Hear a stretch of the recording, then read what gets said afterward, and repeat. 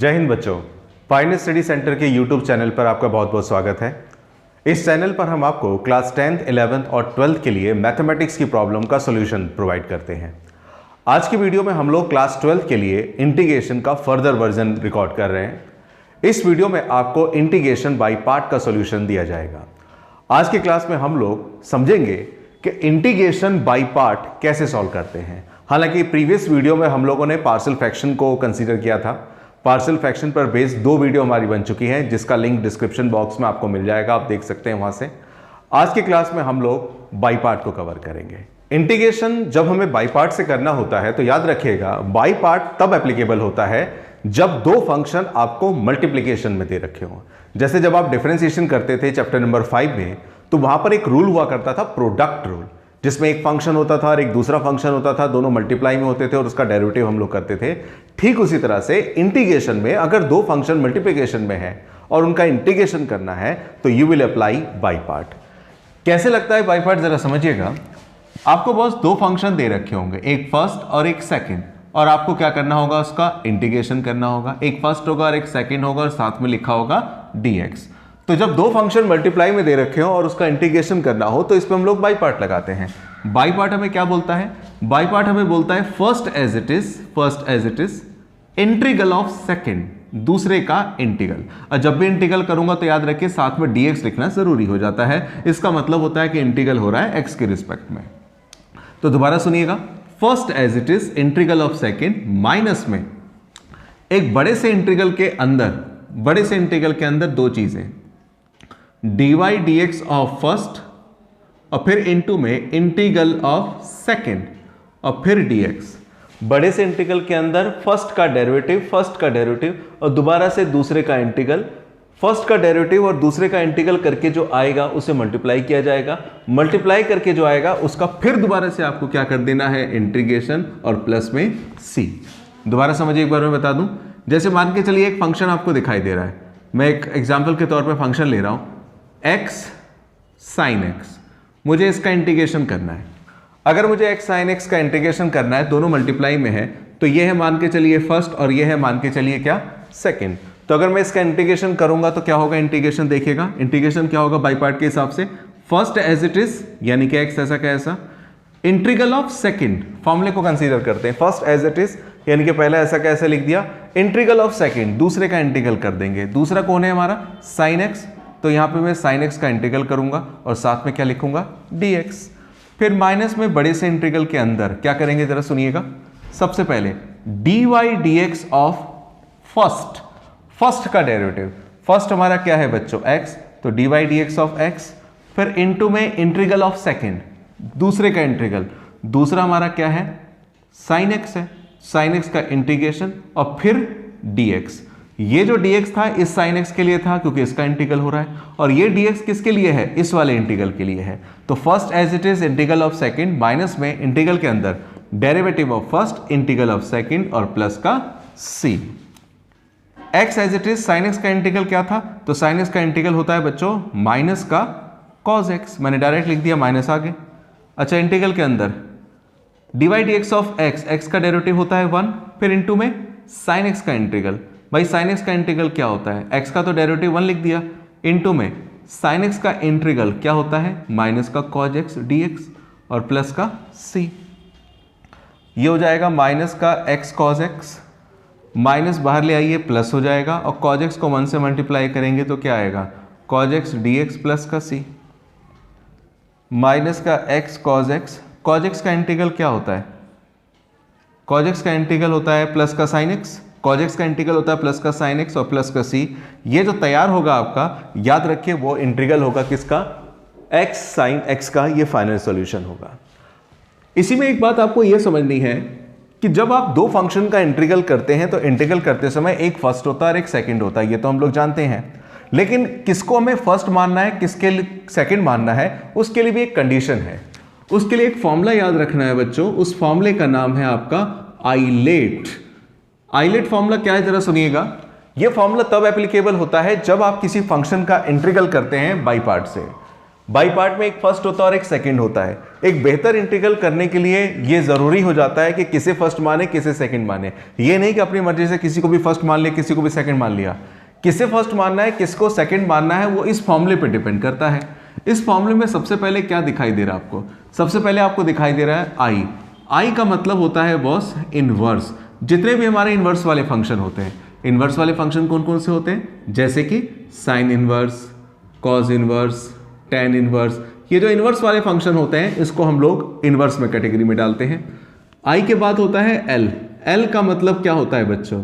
L का मतलब होता है लॉगरिथमिक फंक्शन। आई इनवर्स फंक्शन, एल का मतलब है लॉगरिथमिक फंक्शन। ये लॉगरिथमिक फंक्शन का मतलब, लॉगरिथमिक फंक्शन का मतलब वो फंक्शन जो लॉग में होते हैं। कैसे? जैसे कि log x square, log sine x लिखा हो, मतलब लॉग वाले जितने भी टर्म्स होंगे याद रखो बच्चों ये हमेशा लॉगरिथमिक में काउंट होगा। भले उसका एंगल जो मर्जी हो, वो लॉग में है मेन तो लॉगरिथमिक ही उसे माना जाएगा। आई हो गया, एल हो गया। अब इसके बाद बात करते हैं ए की। ए का मतलब होता है बॉस एलजेब्रिक। एलजेब्रिक का मतलब क्या हुआ? जो भी आपकी x में टर्म्स होती हैं, t में टर्म्स होती हैं, y में टर्म्स होती हैं, वो एल्जेब्रिक होती है। जैसे x हो गया, x प्लस 1 हो गया, x square plus x plus 1 हो गया। ये जो x वाली टर्म्स होती है ना बॉस, वो सब काउंट होती है किसमें? एल्जेब्रिक में। इसके बाद होता है t। t का क्या मतलब होता है? t का मतलब होता है, याद रखिए, ट्रिगोनोमेट्रिक। ट्रिगोनोमेट्रिक का मतलब क्या हुआ? ट्रिग्नोमेट्रिक का मतलब हुआ जितने भी आपके ट्रिग्नोमेट्रिक फंक्शंस हैं उन सभी को इसमें इंक्लूड किया जाता है। जैसे मैं लिखता हूं t का मतलब पहले क्या होता है? ट्रिग्नोमेट्रिक।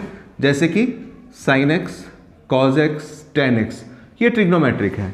अब सवाल ये खड़ा होता है कि साइन कॉस तो मैंने यहां पे लिखे हैं, लेकिन अगर साइन की पावर -1, कॉस की पावर -1, टेन की पावर माइनस हो तो उसे केवल हम ट्रिग्नोमेट्री में काउंट नहीं करें, उसे हम क्या नाम देंगे? इनवर्स। इसे हम इनवर्स में रखेंगे। लेकिन पावर -1 ना हो, केवल साइन एक्स हो, कॉज एक्स हो, टेन एक्स हो, यही नहीं, या साइन स्क्वायर एक्स हो, टेन स्क्वायर एक्स हो, मतलब स्क्वायर हो, 3 हो, -1 ना हो, तो ये सब किस में काउंट होगा? याद रखिए, ट्रिग्नोमेट्री में। अच्छा, और ये जो ई लिखा है ई का मतलब होता है एक्सपोनेंशियल। एक्सपोनेंशियल मतलब ये एक्सपोनेंट से बना है। जैसे e raise to power x, e raise to power 2x, e raise to power 5x, ये सारे एक्सपोनेंट में काम होते हैं।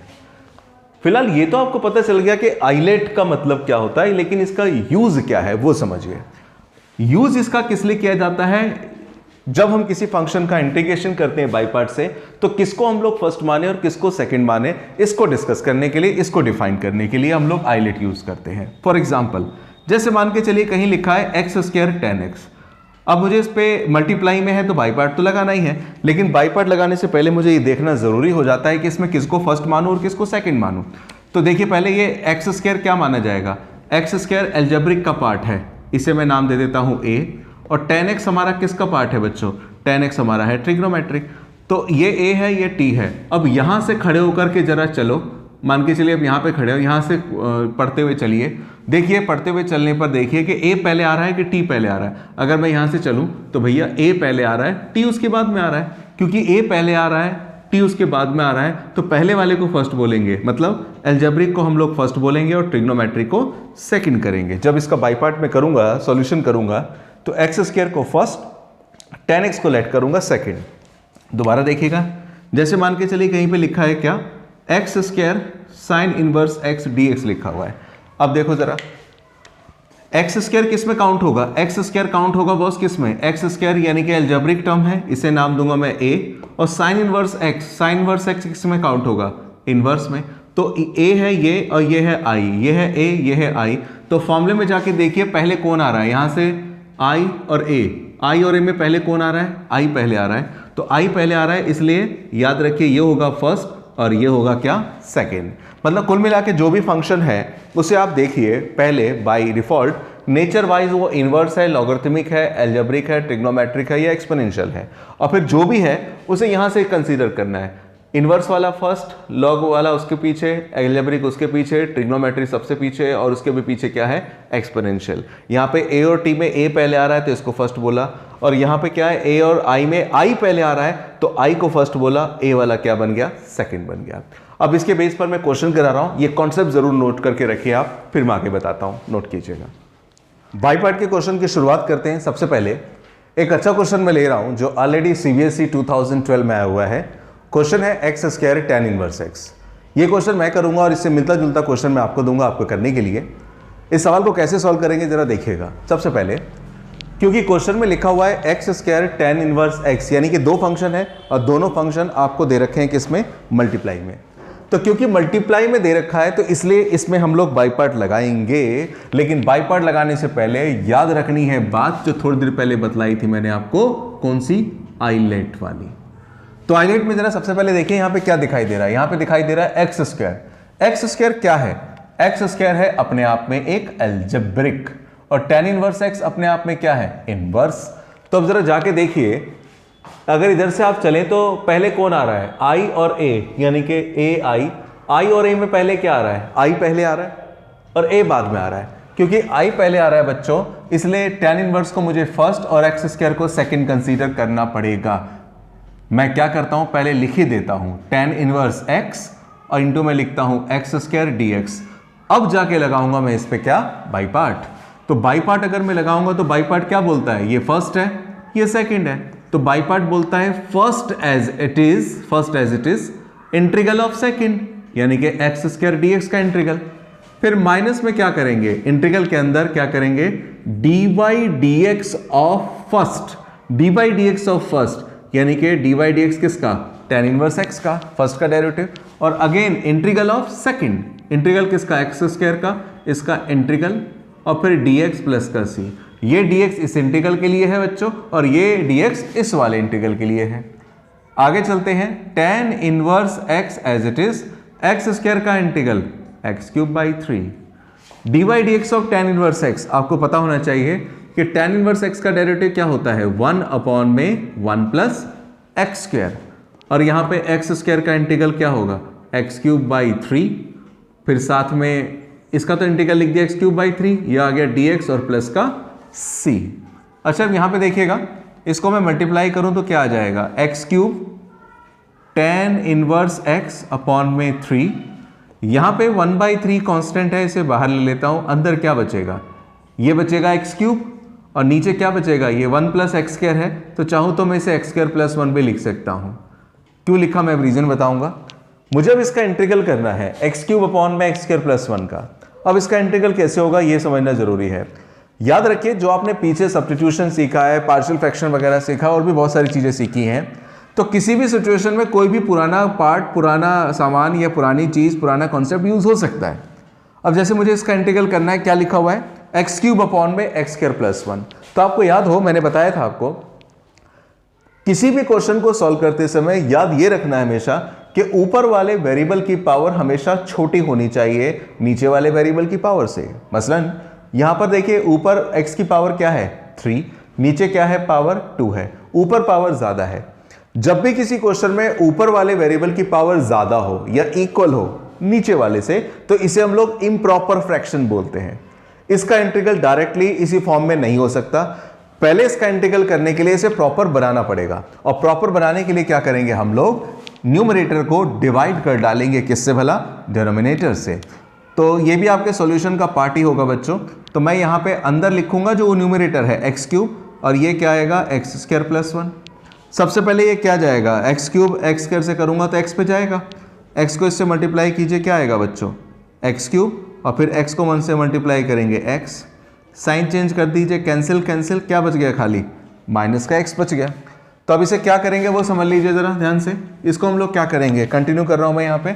अभी तक हमारा आया क्या है, हमारा है x cube tan inverse x, x cube tan inverse x upon में 3 एज इट इज लिख दिया, माइनस में 1/3 एज इट इज लिख दिया, और अब इस एंटायर के बदले में एक्स क्यूब अपॉन में एक्स स्क्वायर प्लस 1 के बदले में क्या लिखूंगा मैं, अब जब मैंने एक्स क्यूब को एक्स स्क्वायर प्लस 1 से डिवाइड किया तो ये डिवीजन मेरे सामने है, इसको मैं लिखूंगा, वो भी कैसे, मिक्स फ्रैक्शन के फॉर्म में।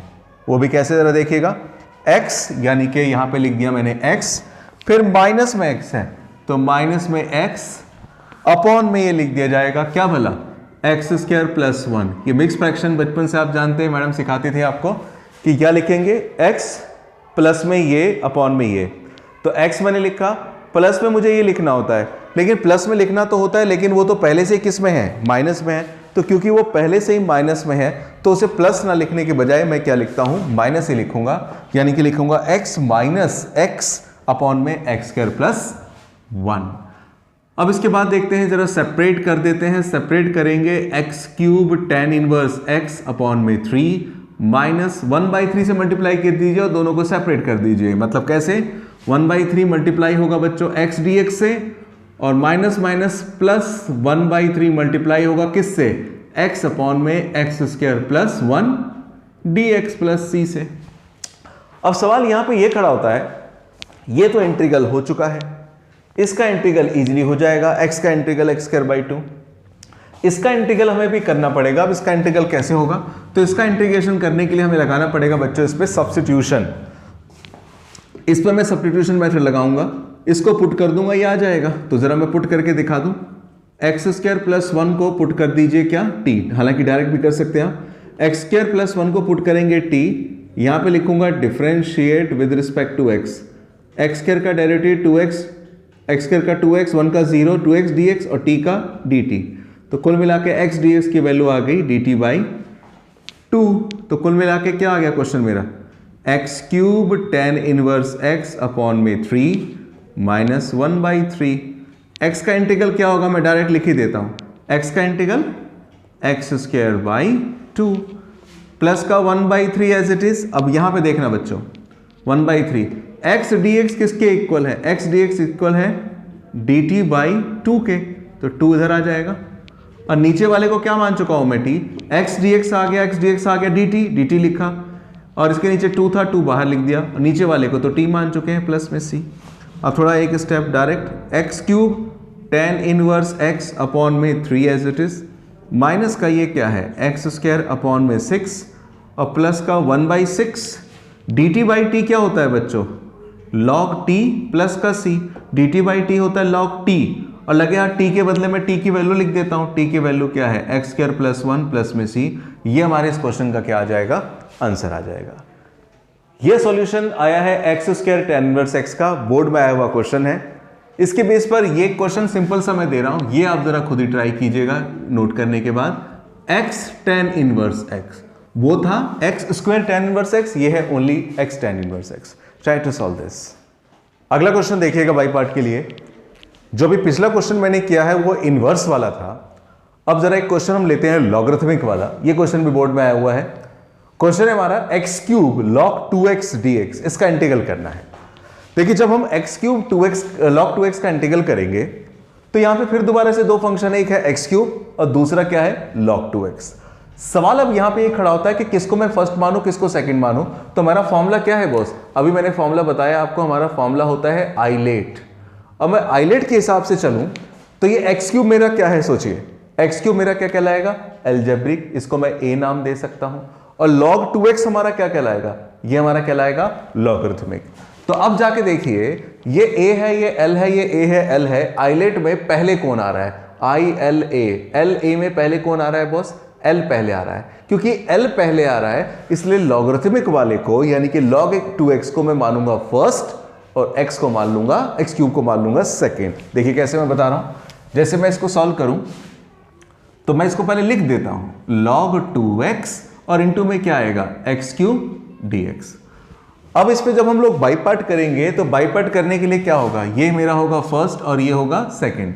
मैं लगाता हूं बाई पार्ट। बाई पार्ट हमारा क्या था, बाई पार्ट हमें बोलता है क्या, first as it is integral of second minus में इंटीग्रल के अंदर डेरिवेटिव ऑफ फर्स्ट और इंटीग्रल ऑफ सेकंड। तो मैं उसको अगर यहां पे अप्लाई करूं तो देखिएगा, आप भी मन मन में बोलिएगा, first as it is, first as it is का मतलब log 2x, first as it is integral of second, integral of second मतलब x क्यूब का इंटीग्रल, फिर माइनस में इंटीग्रल के अंदर derivative of first, derivative of first यानी कि dy dx of first that is log 2x, और फिर इंटीग्रल ऑफ सेकंड यानी कि x क्यूब dx, इसका इंटीग्रल, फिर dx और फिर प्लस का c। First as it is integral of second minus में इंटीग्रल के अंदर derivative of first integral of second. अच्छा log 2x as it is, x cube का इंटीग्रल क्या होगा, एक्स की पावर 4/4 माइनस में log 2x का डेरिवेटिव क्या होता है, log 2x, तो बॉस log 2x का डेरिवेटिव होता है 1/2x। log 2x का डेरिवेटिव करेंगे तो 1/2x और फिर 2x का डेरिवेटिव क्या होगा 2, क्योंकि आपको याद है चेन रूल में हमने पढ़ा था कि अगर हम लोग log 2x का डेरिवेटिव करना चाहते हैं तो log x का जैसे होता है 1/x, तो ऐसे log 2x का डेरिवेटिव क्या होगा, log 2x का होगा पहले 1/2x और फिर एंगल 2x का डेरिवेटिव क्या होगा मल्टीप्लाई में 2, log 2x 1/2x 2x का 2। इसके बाद क्या होगा बच्चों देखना, इसके बाद x क्यूब का integral that is x raise to power 4 dx plus का c।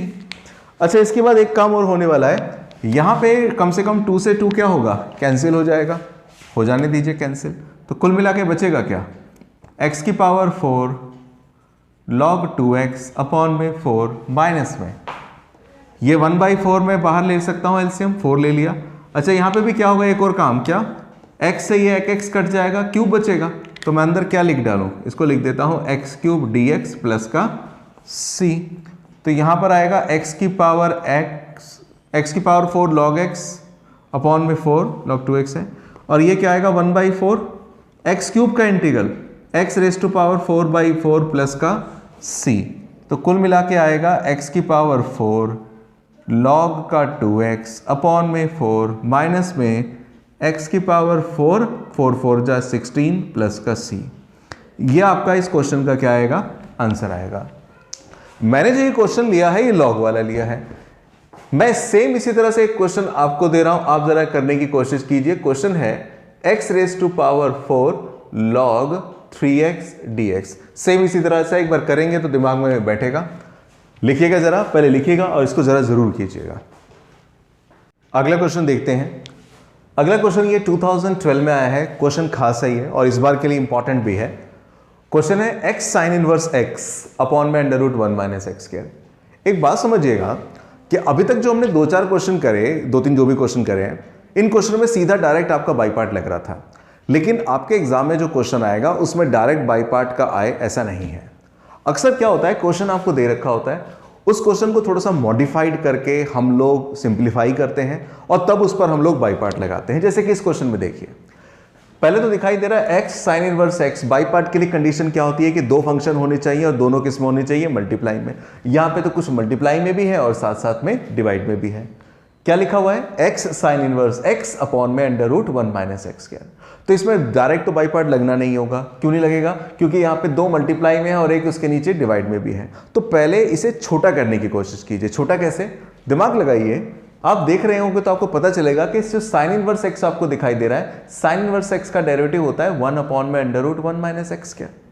भाई साइन इनवर्स x का डेरिवेटिव होता है 1 अपॉन में 1 माइनस एक्स स्क्वायर। क्योंकि इसका डेरिवेटिव इस क्वेश्चन में अवेलेबल हो रहा है, इसलिए इसमें इसको पहले पुट कर लीजिए। कैसे, मैं बताता हूं, देखिएगा। सबसे पहले मैं इस क्वेश्चन को क्या करता हूं, थोड़ा सा आसान फॉर्म में लिखता हूं, x sine inverse x upon में 1 माइनस का x square, x sine inverse x into 1 minus x square dx। Separate करने के बाद सबसे पहले मैं क्या करता हूं, साइन इनवर्स x को बच्चों पुट कर देता हूं t, क्योंकि साइन इनवर्स x का डेरिवेटिव यहां पर अवेलेबल है। तो यहां पे मैं लिखूंगा differentiate with respect to x। भाई साइन इनवर्स x का डेरिवेटिव क्या होता है, 1 अपॉन में 1 माइनस का एक्स स्क्वायर dx, और t का डेरिवेटिव क्या होगा, बाय डिफॉल्ट dt। तो अब क्वेश्चन की शक्ल क्या बनेगी उसे पकड़ते हैं। देखिए क्वेश्चन अब मेरा क्या हो जाएगा, देखिएगा ध्यान से। सबसे पहले देखना बच्चों, साइन इनवर्स x को आपने क्या मान रखा है, t। तो साइन इनवर्स x के जगह पे मैं लिखता हूं t। अगर मैं साइन इनवर्स x के जगह पे t लिखूंगा तो देखिएगा साइन इनवर्स x की जगह पे लिख डालता हूं मैं t। इसके बाद देखिएगा टुकड़ों में 1 अपॉन में under root 1 minus x square, 1 upon में under root 1 minus x square dx, 1 upon में under root 1 minus x square dx किसके इक्वल है, dt के। तो इसके बदले मैं यहां पे क्या लिख देता हूं, dt। इसकी बात हो गई, इसकी बात हो गई, रह गई बात किसकी, x की। अब x क्या होगा, पूरा का पूरा क्वेश्चन आपने t वेरिएबल में कन्वर्ट कर दिया, ये t में कन्वर्ट हो गया, ये t में कन्वर्ट हो गया, तो प्यारे इसको भी t में कन्वर्ट करना पड़ेगा। अब ये t में कैसे कन्वर्ट होगा वो समझ लीजिए। देखिए बात ऐसी है, भाई साइन इनवर्स x को आपने क्या मान रखा है, t मान रखा है। मैं यहाँ पे बताऊं, आपने साइन इनवर्स एक्स को क्या मान रखा है, टी मान रखा है। अगर मैं क्या करूं, साइन इनवर्स एक्स को टी मान रखा है, अगर मैं साइन इनवर्स को उधर ले जाऊं तो उधर जाके क्या बन जाएगा, साइन इनवर्स उधर जाके इनवर्स खत्म हो जाएगा, क्या बन जाएगा, साइन टी। ये वैल्यू आ गई आपकी किसकी, एक्स की। तो इस क्वेश्चन में मैं क्या करने जा रहा हूं, एक्स की जगह पर क्या लिख दूंगा, यहां पे लिख दूंगा मैं साइन टी, यानी कि कुल मिला के क्या लिखूंगा, sine t into t d t. इसको मैंने इस तरह से मॉडिफाइड करके लिखा। अब इसमें भी मुझे डिसाइड करना पड़ेगा कि साइन टी और टी में कौन फर्स्ट होगा और कौन सेकंड होगा। साइन टी आपका क्या है, ट्रिगोनोमेट्री है। टी आपका जो दे रखा है वो क्या है, अलजेब्रिक है। तो अब जरा आइलेट में जाके देखिए टी पहले आ रहा है या ए पहले आ रहा है। अगर आप यहां से पढ़ना पड़ेंगे तो देखिए कौन पहले आ रहा है, टी पहले आ रहा है कि ए पहले आ रहा है। तो टी ए में ए पहले आ रहा है, ए फर्स्ट और टी आ रहा है उसके पीछे। तो इसका मतलब क्या हुआ बच्चों, इसका सीधा मतलब ये हुआ कि हम लोग क्या करेंगे, ए वाले को फर्स्ट नाम देंगे जो पहले आ रहा है और साइन टी को नाम देंगे सेकंड। तो हम लोग एक बार क्या करते हैं, पहले लिख लेते हैं ताकि ज़्यादा सोचना ना पड़े। टी आगे, इनटू में साइन टी पीछे और ये है डी टी। बाई पार्ट जब मैं लगाऊंगा तो बाई पार्ट क्या बोलता है, फर्स्ट एज इट इज यानी कि t as it is, integral of second यानी कि इंटीग्रल किसका होगा, साइन टी का। और क्योंकि आप इंटीग्रल टी की रिस्पेक्ट में कर रहे हैं तो पहले की तरफ dx ना लिखिएगा, अब आपको यहां पे क्या लिखना पड़ेगा, dt। T as it is integral of sine t, minus में इंटीग्रल के अंदर सबसे पहले डेरिवेटिव यानी कि dy dt ऑफ टी और फिर integral of sine T, integral of sine T dt, फिर dt प्लस का c। ये dt इस इंटीग्रल के साइन के लिए और ये dt इस वाले इंटीग्रल के साइन के लिए। तो t साइन t का इंटीग्रल क्या होता है बच्चों, जैसे साइन x का इंटीग्रल हुआ करता था माइनस का cos x, साइन t का इंटीग्रल क्या हो जाएगा, माइनस का cos t। अच्छा dy dt of t, t का डेरिवेटिव क्या होगा 1, जैसे dy dx ऑफ x 1 होता है तो dy dt ऑफ t 1 होगा। साइन t का इंटीग्रल माइनस का cos t dt प्लस का c। इनको मल्टीप्लाई करूंगा, t cos t as it is, minus को बाहर ले लीजिए प्लस हो जाएगा, cos t 1 से मल्टीप्लाई होगा cos t dt प्लस का c।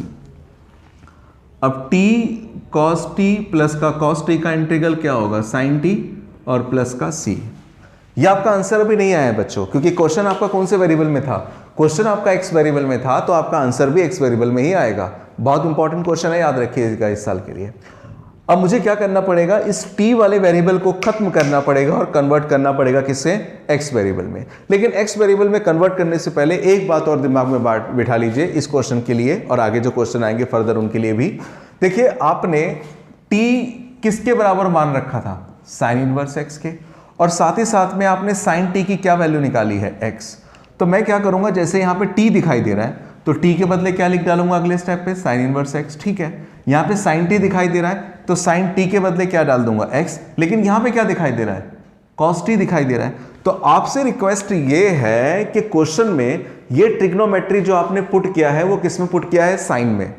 आपने साइन इनवर्स x को क्या पुट किया बच्चों, t, क्योंकि इसको साइन में पुट किया है आपने, तो आप इस पूरे के पूरे फाइनल सॉल्यूशन में जो भी ट्रिग्नोमेट्री आ रही है उस पूरे के पूरे ट्रिग्नोमेट्री को भी साइन में कन्वर्ट करिए। मैं क्या बोल रहा हूं दोबारा बताता हूं, साइन इनवर्स x को t पुट किया आपने, पुट करके डेरिवेटिव किया, बात बन गई।